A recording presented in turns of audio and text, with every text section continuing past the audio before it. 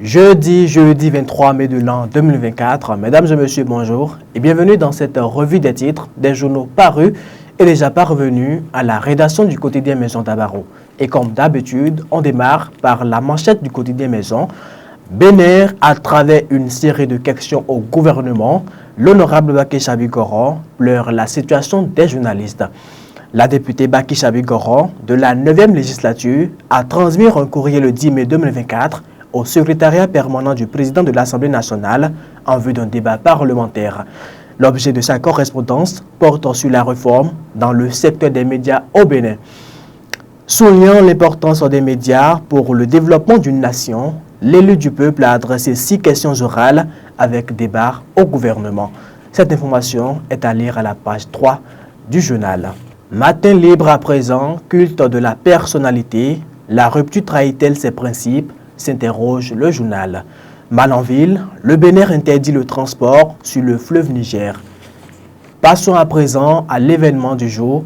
Diplomatie, le président Talon en visite d'État au Brésil.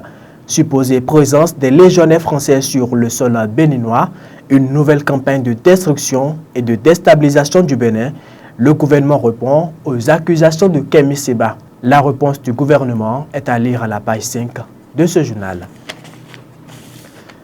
L'affiche du jour à présent, interdiction de production et de distribution des boissons alcoolisées en sachet au Bénin. Le gouvernement Talon sauve la jeunesse d'un poison lent. Assemblée nationale du Bénin, l'exécutif interpellé sur les conditions de vie et de travail des hommes des médias. Fraternité à présent, coopération entre le Bénin et le Nigeria pour un bon modèle d'inclusion sud-sud. De grandes résolutions issues d'une réunion interministérielle au poste des douanes de Segbona en vue du renforcement des interactions sociales et économiques. Crise entre le Bénin et le Niger, la bataille autour des frontières fluviales ouverte. Revenons à présent aux autres titres du quotidien Maison Dabarou. Interdiction formelle du trafic fluvial à Malanville. Le Bénin est-il sur la bonne voie pour la décrispation de la crise? S'interroge le journal. Crise entre le Bénin et le Niger, Expédie Ologou situe les responsabilités des parties. Amélioration de la qualité de soins dans les établissements hospitaliers, le gouvernement autorise la signature d'une convention cadre.